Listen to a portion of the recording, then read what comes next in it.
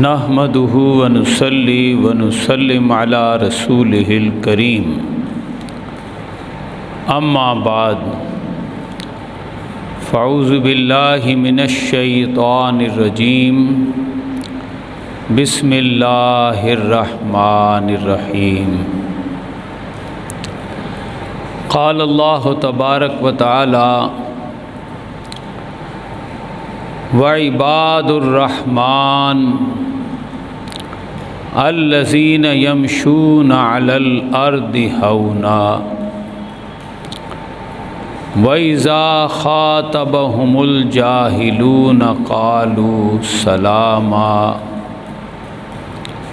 صدق اللہ العظیم وصدق رسولہ النبی الکریم الامین۔ انتہائی قابل صد احترام محترم و معزز سامعین و حاضرین، آج ہم عالم اسلام کے ایک بہت بڑے بزرگ، بالخصوص ہند و پاکستان کے بر صغیر کے سب سے بڑے اللہ کے بزرگ ولی کامل حضرت داتا گنج بخش علی بن عثمان بن علی الحجویری رحمۃ اللہ علیہ کی سوانح حیات اور آپ کی دینی خدمات، اور بالخصوص آپ کی معرکۃ الآراء تصنیف کتاب کشف المحجوب کے حوالے سے گفتگو کریں گے۔ حضرت داتا گنج بخش علی حجویری کا اسم گرامی علی ہے، علی بن عثمان بن علی، یعنی آپ کا نام تو علی ہے لیکن آپ کے والد کا نام عثمان ہے، لیکن آپ کے دادا کا نام پھر علی ہے، تو علی بن عثمان بن علی۔ آپ سید زادے ہیں، آپ کا تعلق حسنیت، حسینیت اور سید زادوں میں آپ حسنی سید ہیں،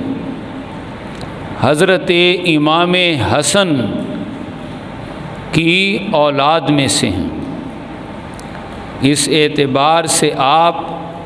حسنی سید کہلاتے ہیں۔ آپ افغانستان کے ایک مشہور ترین شہر غزنی میں پیدا ہوئے، اسی لیے آپ کو غزنوی کہتے ہیں، لیکن غزنی ایک بہت بڑا شہر ہے افغانستان کا، اس کے آپ کے وقت میں دو بڑے محلے تھے، ایک کا نام ہے جلاب اور ایک کا نام ہے حجویر۔ تو آپ پیدا تو جلاب میں ہوئے، لیکن پھر بچپن میں ہی آپ کے والدین دوسرے بڑے محلے حجویر میں رہنے لگے، اسی لیے آپ کو حضرت داتا گنج بخش علی حجویری کہا جاتا ہے، کہ آپ افغانستان کے ایک بہت بڑے شہر غزنی کے محلہ حجویر سے تعلق رکھتے ہیں۔ اسی لیے آپ کو حجویری کہا جاتا ہے۔ آپ کے سن ولادت کے بارے میں کسی ایک سال یا کسی ایک تاریخ کا تعین نہیں کیا جا سکتا۔ بہت سی کتابوں میں اکثر جو تاریخیں تھوڑے بہت اختلافات کے ساتھ سامنے آتی ہیں، ان کا اگر اختصار سے جائزہ لیا جائے تو یقین سے جو بات کہی جا سکتی ہے وہ یہ ہے کہ آپ 380 ہجری 380 ہجری سے 401 ہجری، یعنی یہ کوئی 20-21 سال کا عرصہ ہے کہ اس دوران کی تاریخیں ہمیں آپ کی تاریخ پیدائش کے حوالے سے مختلف مستند کتابوں میں ملتی ہیں۔ گویا آپ 4 صدی ہجری کے آخر میں یا پھر 5ویں صدی ہجری کے شروع میں، یعنی 401 ہجری میں 380 ہجری سے لے کر یعنی 4 صدی ہجری کے آخری 20 سالوں یا 5ویں صدی ہجری کے آغاز میں ہی آپ کی پیدائش ہے۔ اس اعتبار سے حضرت سیدنا غوث العظم شیخ عبد القادر جیلانی رضی اللہ تعالی عنہ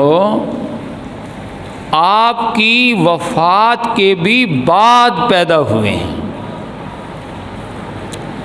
یعنی حضرت داتا گنج بخش علی حجویری رحمۃ اللہ علیہ کا دور حضرت سیدنا غوث العظم سے پہلے کا دور ہے۔ آپ سن صدی ہجری کے حوالے سے 4 صدی ہجری کے آخر میں پیدا ہوئے ہیں۔ اس اعتبار سے سیدنا غوث العظم آپ کے بعد سن 471 ہجری میں جا کر وہ 5ویں صدی ہجری کے آخر میں کہیں جا کر پیدا ہوتے ہیں۔ تو اس طرح 70-80 سال کا تقریباً فرق ہے۔ آپ 70-80 سال پہلے آپ کی وفات ہو جاتی ہے اور سیدنا غوث العظم آپ کے بعد پیدا ہوتے ہیں۔ اس اعتبار سے بھی دیکھیں کہ ہندوستان میں بہت ہی مشہور و معروف بادشاہ سلطان محمود غزنوی وعلیکم السلام، کیونکہ اس کا تعلق بھی افغانستان سے ہے اور افغانستان کے اسی بڑے شہر غزنوی سے ہے، اور سلطان محمود غزنوی کا جو زمانہ ہے، جو عرصہ ہے، تو سلطان محمود غزنوی آپ کا ہم عصر ہے۔ یہ دونوں غزنوی شہر کے ہیں اور بہت سی مستند ترین کتابوں میں حضرت داتا گنج بخش علی حجویری کا سلطان محمود غزنوی کے ساتھ ملاقات کا تذکرہ ملتا ہے۔ تو گویا آپ سلطان محمود غزنوی کے بادشاہ کے زمانے کے اور اسی کے ہم عصروں میں سے ہیں،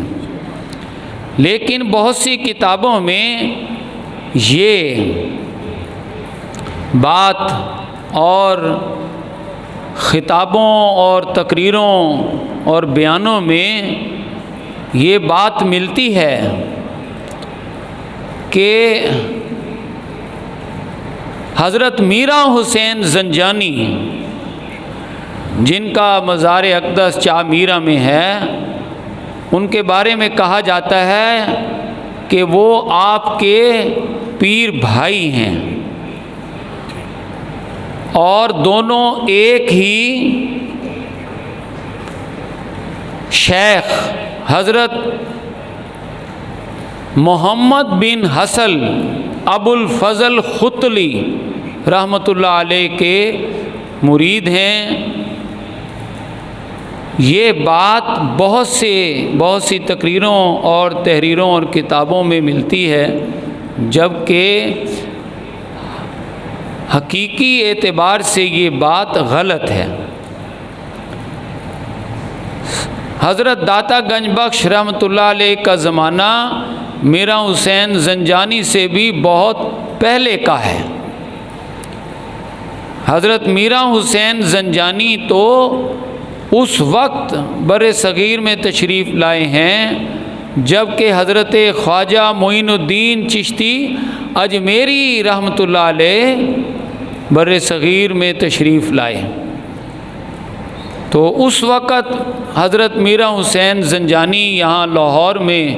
مقیم تھے، تو حضرت خواجہ معین الدین چشتی اجمیری ہندوستان جاتے وقت لاہور شہر میں حضرت داتا گنج بخش رحمۃ اللہ علیہ کے مزار اقدس پر فیض کے لیے ٹھہرے ہیں۔ کم از کم 40 دن کا تو تمام کتابوں میں ذکر ملتا ہے کہ انہوں نے 40 دن تک چلہ کشی کی حضرت داتا گنج بخش رحمۃ اللہ علیہ کے مزار اقدس پر، اور جب جانے لگے تو آپ ہی کا یہ شعر ہے: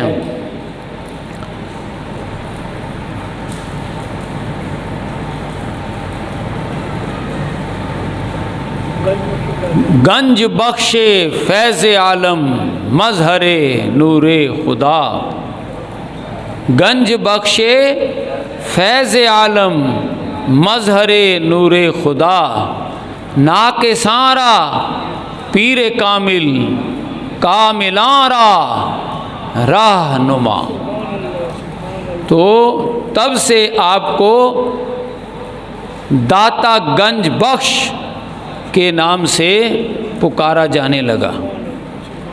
تو یہ خواجہ معین الدین چشتی اجمیری رحمۃ اللہ علیہ نے آپ کے مزار اقدس پر جو رہ کر فیض پایا، اس کا بیان آپ نے ان الفاظ میں کیا۔ تو حضرت داتا گنج بخش رحمۃ اللہ علیہ جب لاہور میں تشریف لائے تو یہاں کا دوسرے درجے کا جو حکمران تھا وہ ایک ہندو راجا تھا، رائے راجو نامی ایک ہندو بادشاہ یہاں کا راجا مہاراجا تھا۔ آپ نے اس کے دور میں یہاں شہر لاہور میں قدم رکھا۔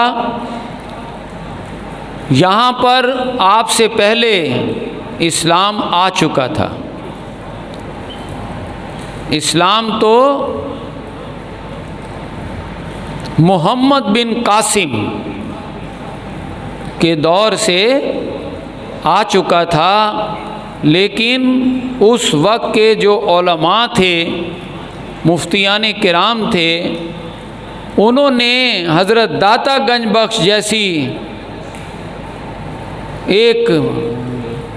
روحانی اعتبار سے اور علمی اعتبار سے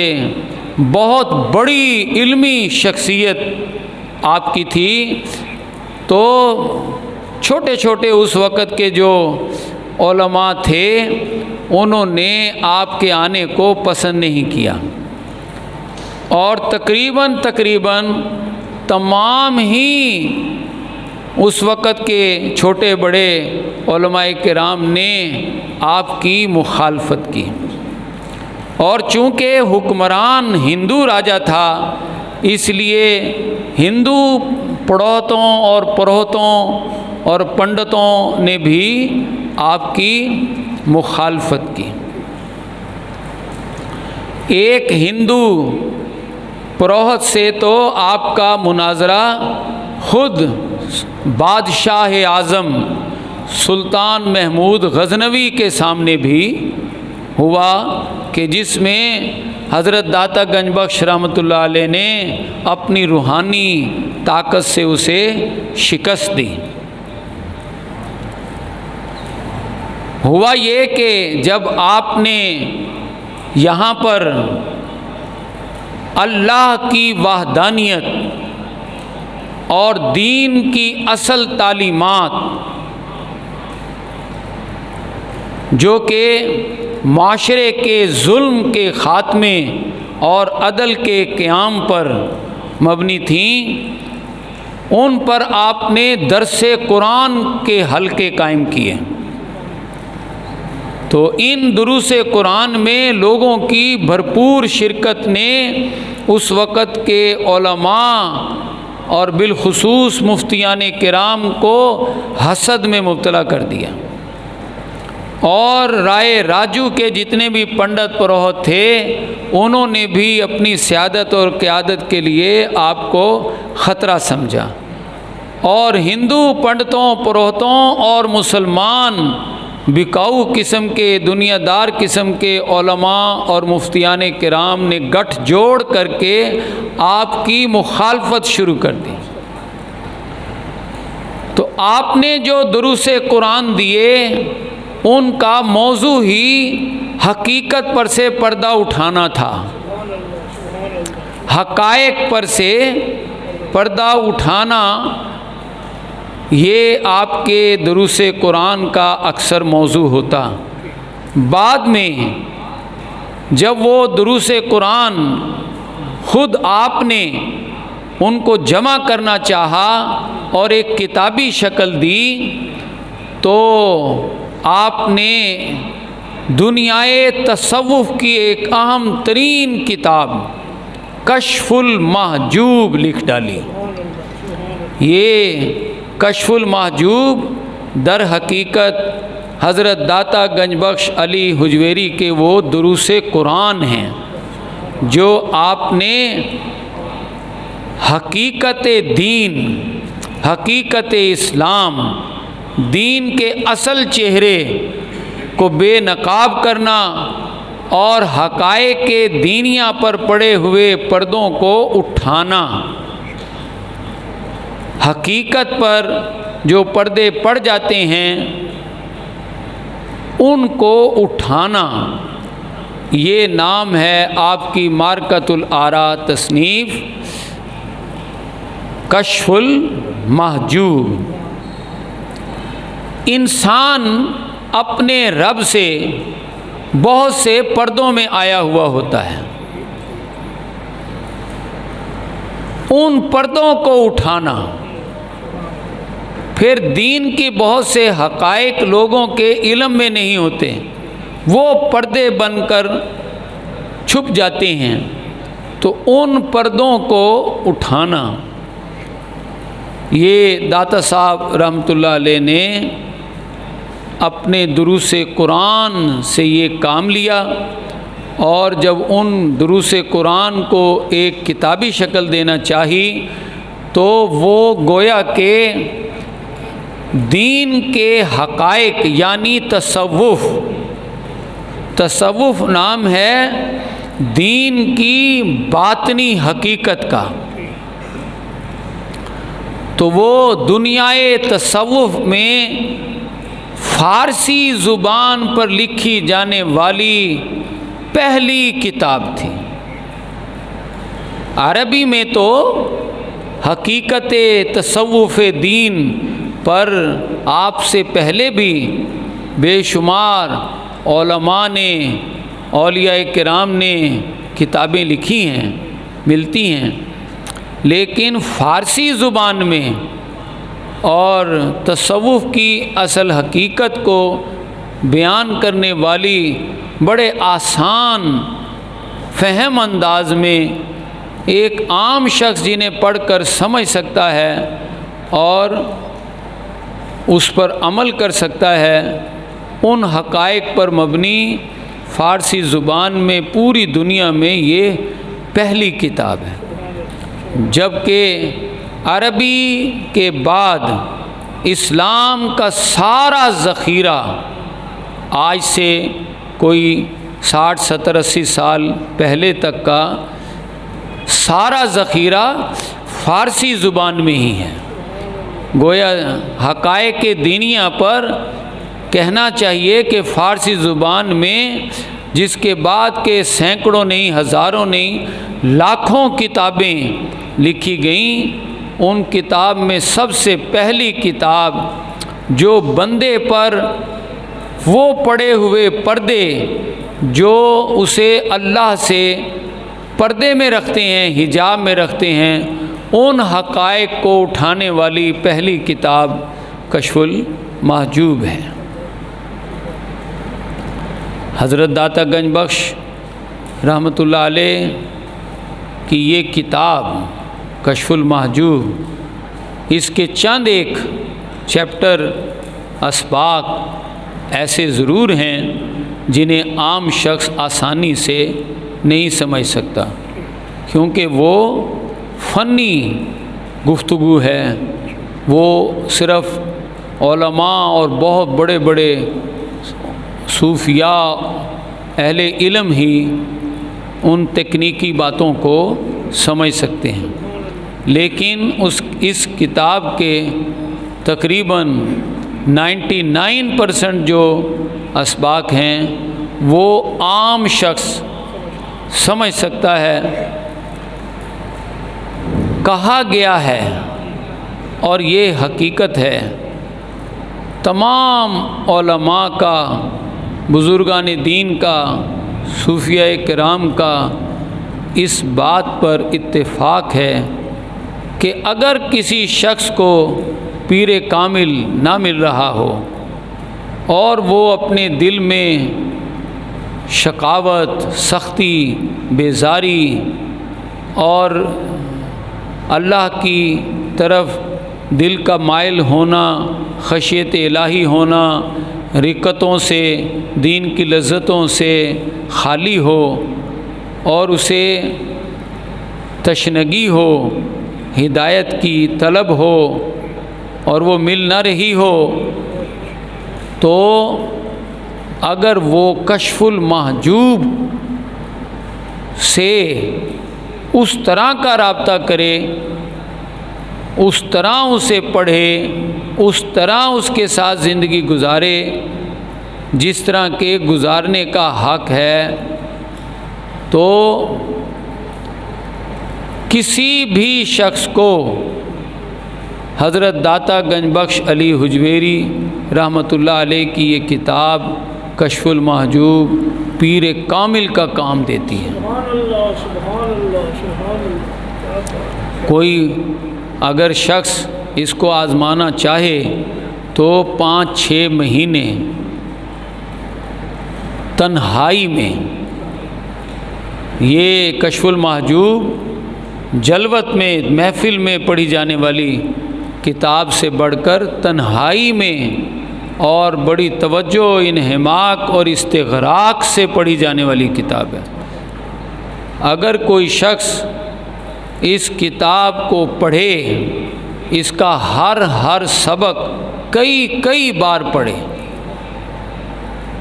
ایک دفعہ 2 دفعہ پڑھنے کی نہیں، روزانہ اس کا کوئی نہ کوئی چیپٹر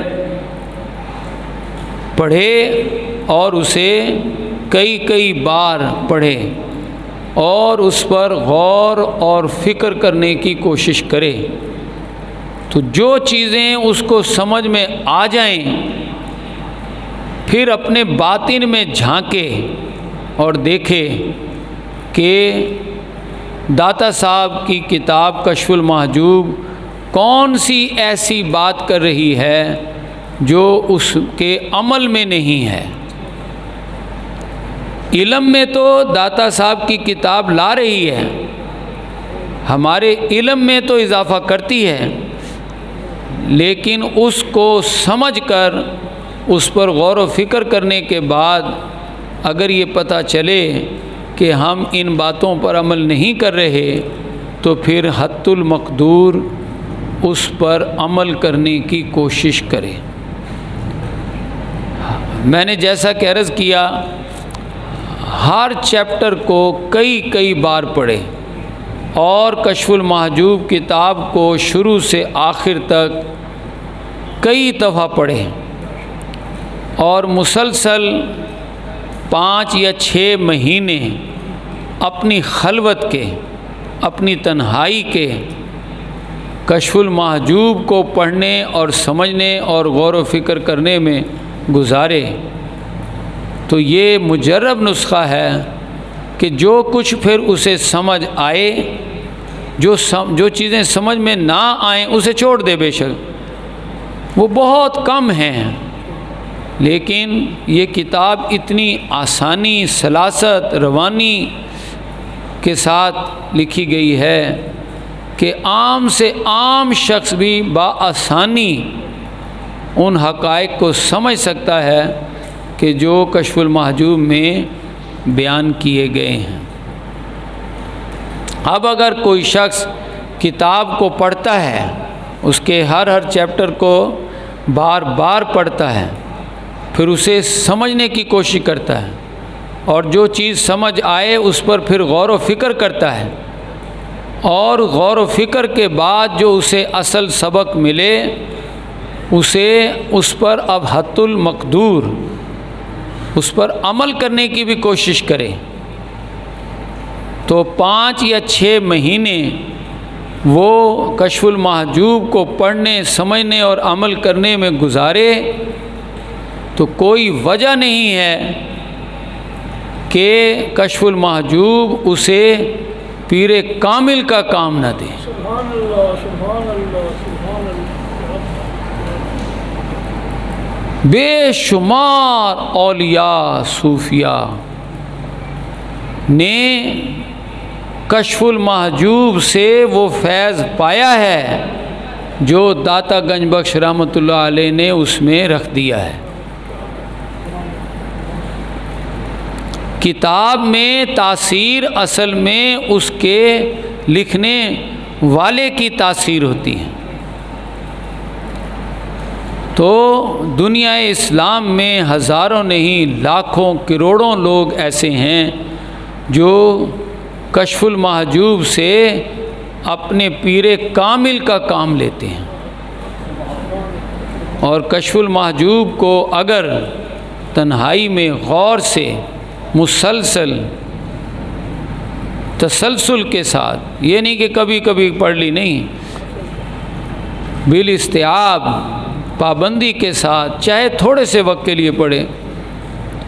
لیکن تنہائی میں توجہ سے پڑھے، جو پڑھے اسے بار بار سمجھنے کے لیے پڑھے، اور جو سمجھ میں چیزیں آئیں ان پر غور و فکر کرے، اور غور و فکر کے بعد جو اصل لیسن اسے ملے تو حت المقدور جتنا بس میں ہو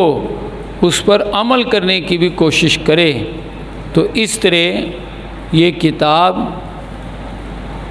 سالک کے لیے، مرید کے لیے پیر کامل کا کام کرتی ہے۔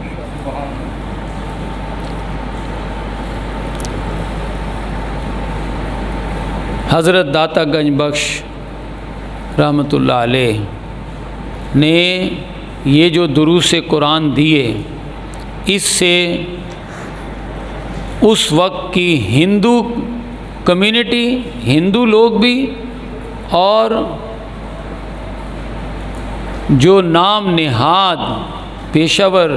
قسم کے علماء ہیں، جن کے پیٹ پر، جنہوں نے سمجھا ہمارے پیٹ پر لات پڑے گی، تو انہوں نے دال روٹی کے چکر میں جو آپ کی مخالفت کی، تو ہندو پنڈتوں اور مسلمان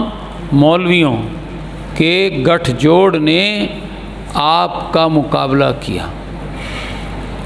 آپ نے بھی ڈٹ کر ان دونوں کا مقابلہ کیا اور دو لوگوں کی نگاہوں کے سامنے سے پردے ہٹا کر اصل حقائق منکشف کر دیے اپنے دروس قرآن کے ذریعے۔ تو اسی لیے آپ نے ان دروس قرآن کا نام کشف المحجوب رکھا۔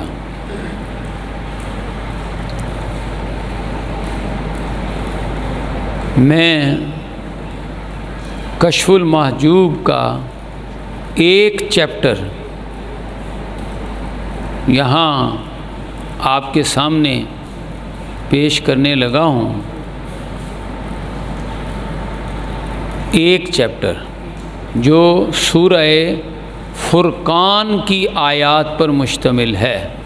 کشف المحجوب میں مختلف آپ کے دروس قرآن ہیں اصل میں، تو ایک درس جو کہ قرآن حکیم کے سورہ فرقان پر مشتمل ہے، میں اس کی طرف آپ کی توجہ دلا رہا ہوں۔ آپ جس وقت یہ دروس قرآن دے رہے تھے تو ایک ہوا ایسی بند گئی کہ ہندو پنڈتوں پروہتوں نے بھی اور مسلمان علماء نے بھی آپ کی مخالفت میں رات دن ایک کر دیے۔ مسلمان علماء نے یہ پروپیگنڈا کیا کہ آپ نے جو یہ مسجد بنائی ہے، اس مسجد کا رخ ہی قبلہ والا نہیں ہے، لہذا یہاں پڑھی جانے والی نماز ہی اللہ کو قبول نہیں ہے۔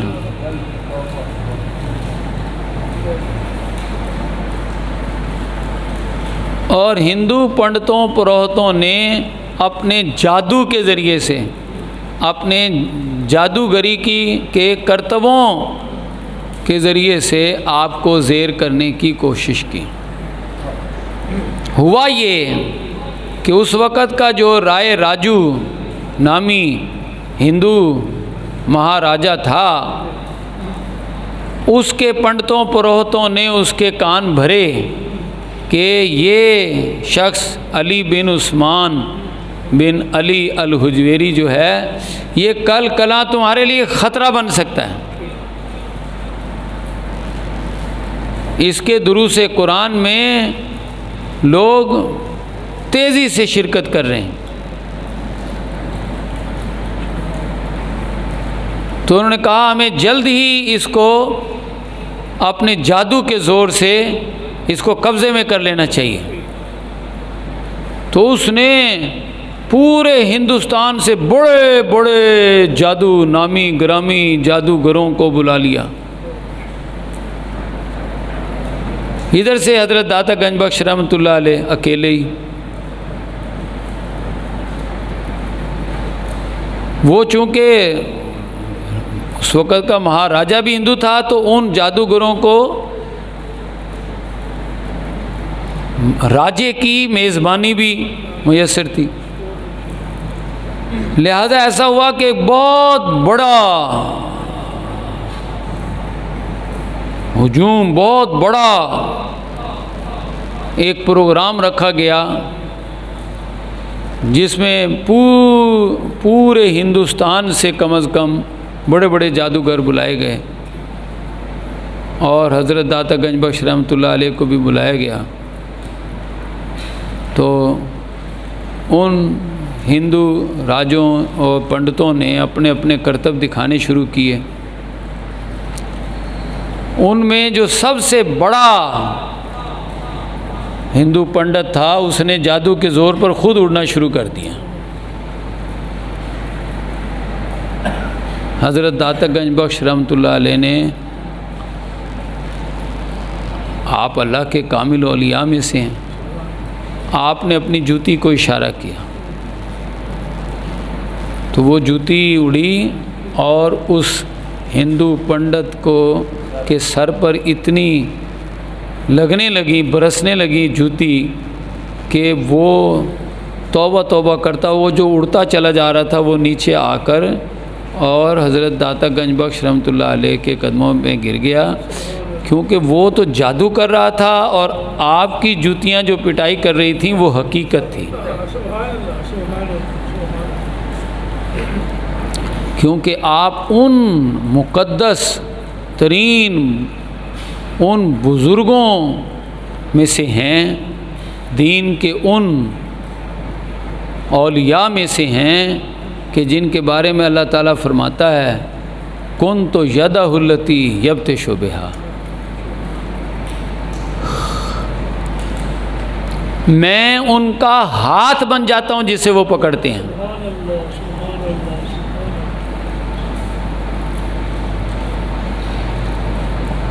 کنت بصرہ التی یبصر بہا، میں ان کی آنکھیں بن جاتا ہوں جن سے وہ دیکھتے ہیں۔ کنت فؤادہ الذی یرید بہا، میں ان کا دل بن جاتا ہوں جس سے وہ ارادہ کرتے ہیں۔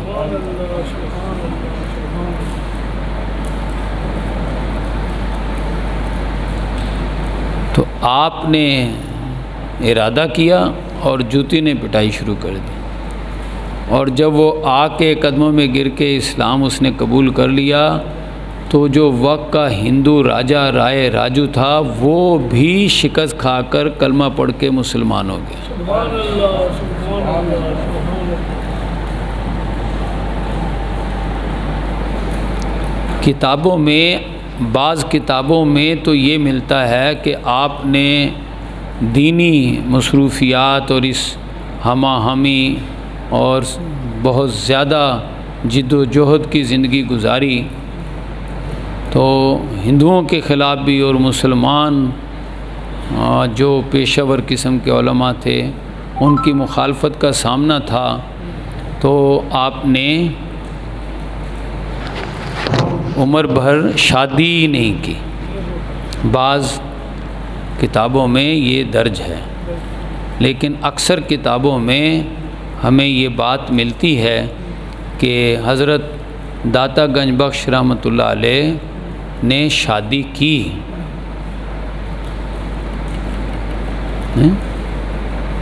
باہر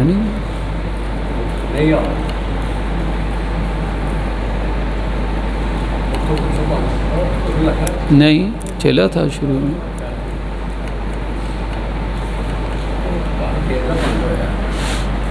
خود ہی ہو گیا۔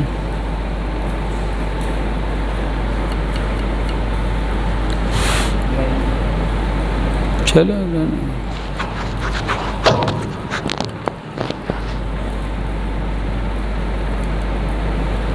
شروع میں چلا ہے، چلا۔ تو رائے راجو نامی شخص جو اس وقت کا راجہ تھا جو ایمان لایا، اس کی اولاد ہے جو خدام کہلاتی ہے، ہاں، جو مجاورین ہیں مزار اقدس کے، اس کے دور سے جو رائے راجو کی اولاد ہے وہ مجاورین آج بھی جو موجود ہیں وہ رائے راجو کی اولاد میں سے ہیں۔ آپ کی اولاد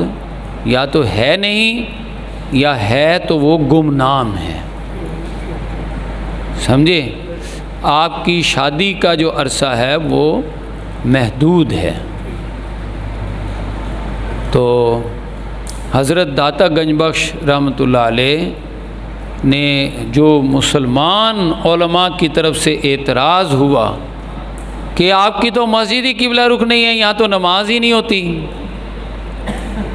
تو آپ نے ایک دن جب کہ ہندو راجہ بھی آپ پر ایمان لے آیا اور بڑے بڑے جادوگر آپ پر ایمان لے آئے اور ان کو شکست ہوئی، تو آپ نے پھر مسلمان جو علماء تھے ان کو ایک دن دعوت پر بلایا اپنے ہاں، تقریباً چھوٹے بڑے تمام اس وقت کے علماء کرام آ گئے، آپ نے ان کو دعوت دی اور کہا کہ ایک نماز آپ میری مسجد میں پڑھیں۔ تو غالباً کتابوں میں لکھا ہے کہ نماز مغرب انہوں نے آپ کے پیچھے پڑھی۔ آپ نے جب سلام پھیرا تو فرمایا لوگو دیکھو میری مسجد قبلہ رخ ہے یا نہیں، اس طرح کہہ کے آپ نے ہاتھ لہرایا تو پردے اٹھ گئے، ہر شخص نے دیکھا کہ سامنے خانہ کعبہ نظر آیا۔ سبحان اللہ سبحان اللہ سبحان اللہ، کیا شان کیا شان۔ یہ آپ کا روحانی مقام ہے۔ تب ان علماء کرام نے آپ کی مخالفت کرنا چھوڑا۔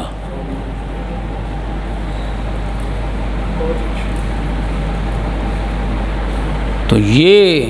جو آپ نے کشف المحجوب جو کتاب لکھی،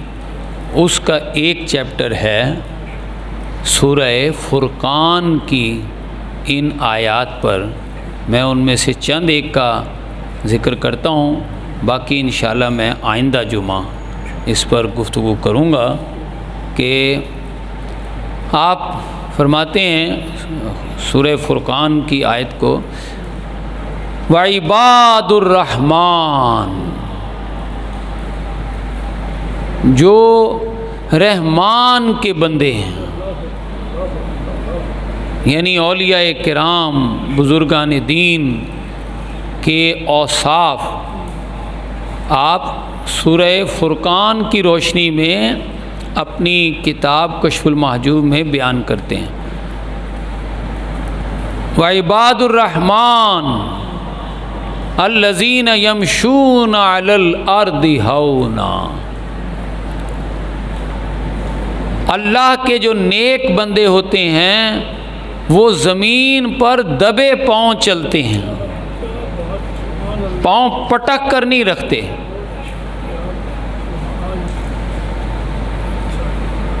قرآن حکیم میں ایک جگہ آتا ہے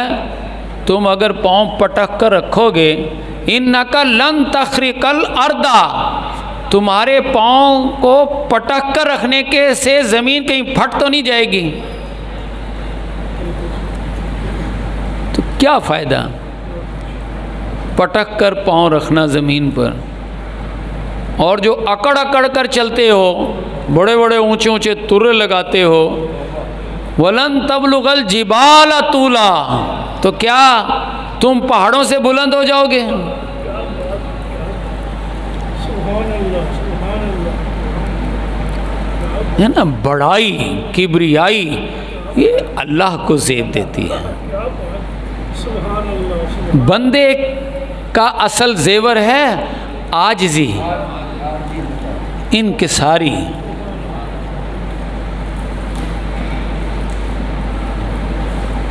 آپ کو پتہ ہے یہ فرعون بھی تو انسان ہی ہے نا، لیکن چونکہ وہ اپنے آپ کو بڑا سمجھتا ہے تو اپنے لیے بڑا محل بناتا ہے۔ بھئی تو کیوں بڑا ہے؟ دیکھو میرا محل بڑا ہے لہذا میں بڑا ہوں۔ بھئی تو کیسے بڑا ہے؟ آپ نے دیکھے مصر میں احرام مصر بڑے بڑے، وہ اصل میں جب کہتا ہے فرعون کہتا ہے میں مروں تو میری قبر بھی بڑی ہونی چاہیے، یہ قبریں ہیں احرام مصر کہ مر بھی جاؤں تو کہیں کوئی بہت بڑا مرا ہے۔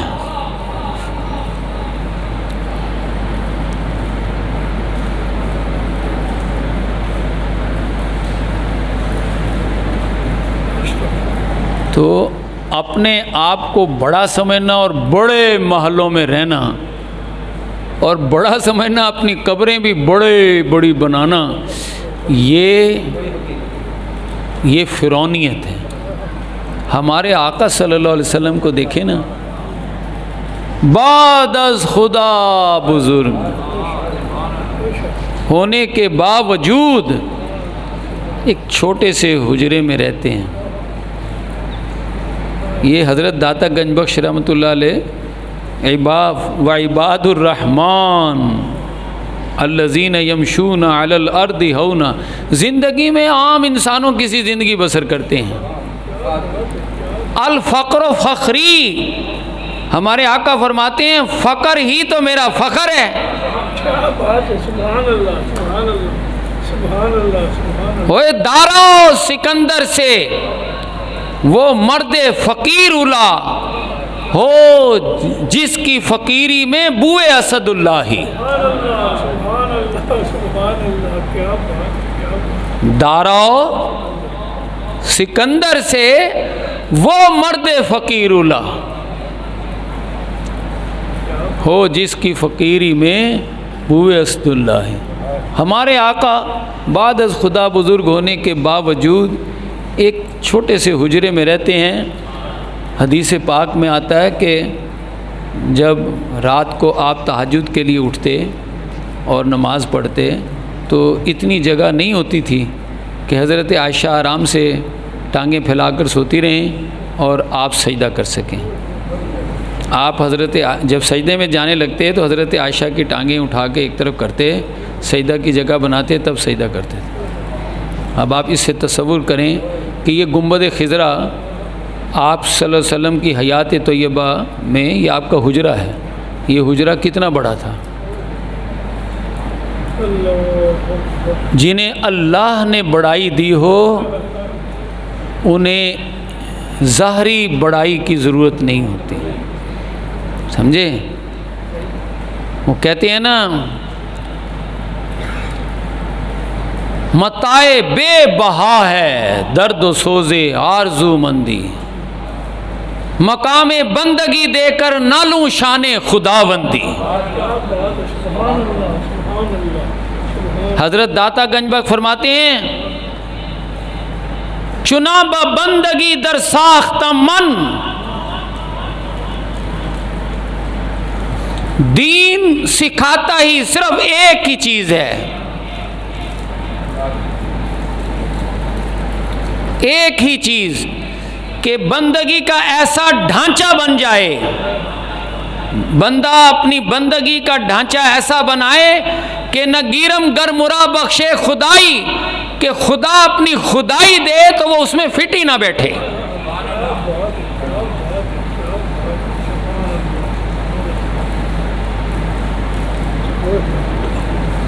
خدا تو خدائی دے گا لیکن مرد ولی اس خدائی کو خلق خدا کے لیے استعمال کرے گا. جیسے حضرت امیر المومنین حضرت عمر رضی اللہ تعالیٰ عنہ لیٹتے تو ننگی ریت پر ہی لیٹ جاتے، چادر بھی نہیں بچھاتے تھے. ویسے پوری دنیا کے فرما روا تھے. کسی نے پوچھا ایسا کیوں کرتے ہیں؟ کہتے ہیں کیا گارنٹی ہے کہ کسی کو چادر، ہر ایک کو چادر مل گئی؟ خدا مجھ سے پوچھے گا کیا عمر یہ گارنٹی تجھے مل گئی تھی کہ ہر ایک کو بچھانے کے لیے چادر مل گئی؟ تو داتا گنج بخش ان ایسے حقائق کو اپنی کتاب کشف المحجوب میں لاتے ہیں. انشاءاللہ اس کا بیان ہم آئندہ جمعہ کریں گے. اللہ پاک جو حقائق ہمارے علم میں آئے